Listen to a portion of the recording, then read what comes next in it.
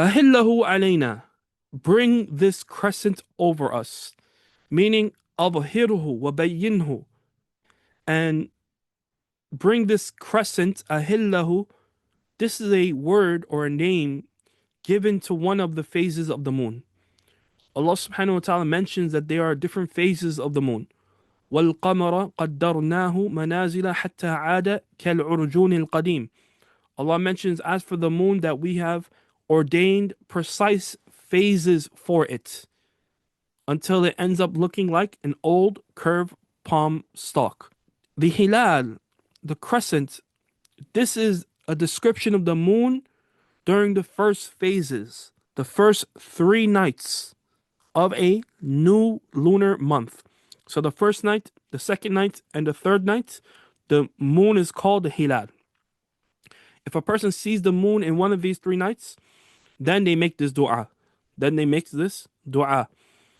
After those 3 nights, the moon is then referred to as being qamar. We call it qamar. Okay, and there's even a surah called Surah al-Qamar. When the moon reaches the middle of the month, which is the 14th night of the month, we refer to as being a full moon because the moon is shining brightly, and we term it as Badr. We call it as Badr. In Arabic, each moon phase is given a different name, but these are the 3 major names that we should be aware of: the Hilal, Qamar, and the Badr. Ahsantum. And subhanAllah bihamdi, it's from the wisdom of Allah Azza wa Jalla that He placed the rulings of Islam based on the phases of the moon and not the sun. Why is that? Isn't the sun bigger and brighter? Why are rulings attached to the moon? Yani in terms of the months. We can't calculate days and months via the sun. Now,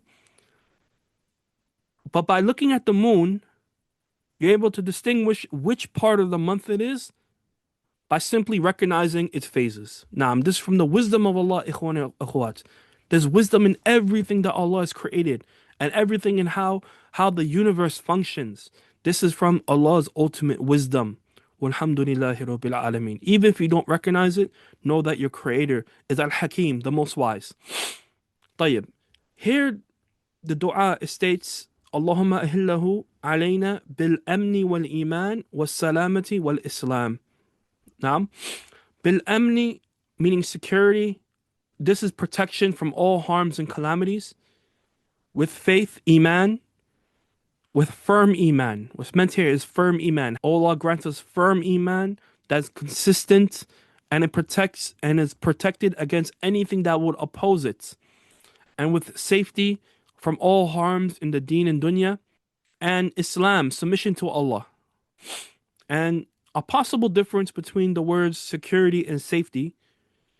Amn is mentioned with iman, correct? And salama is mentioned with Islam. And we know that whenever Iman and Islam are mentioned together, when these 2 terms are mentioned together, إِذَا اجْتَمَعَا افترقا, that Iman refers to the inward actions, while Islam refers to the outward deeds on the limbs. When Iman and Islam are mentioned together, Iman refers to the inward actions in the hearts, while Islam refers to what? The outward deeds on the limbs. طيب?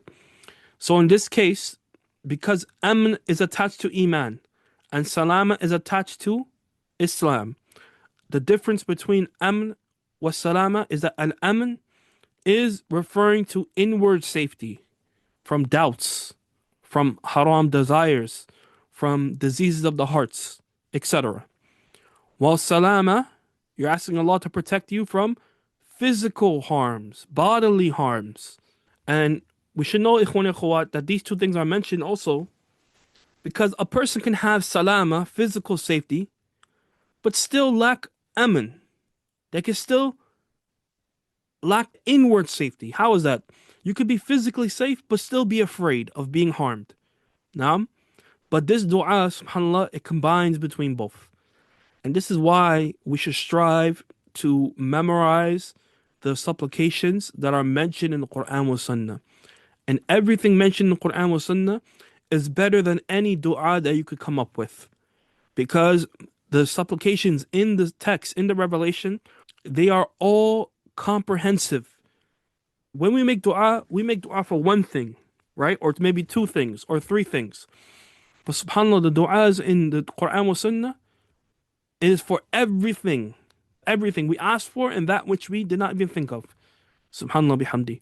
Strive your best to memorize the supplications. And from the best books on this topic is Hisnul Muslim, yani the fortress of the Muslim. Try to memorize that book. May Allah grant us all success.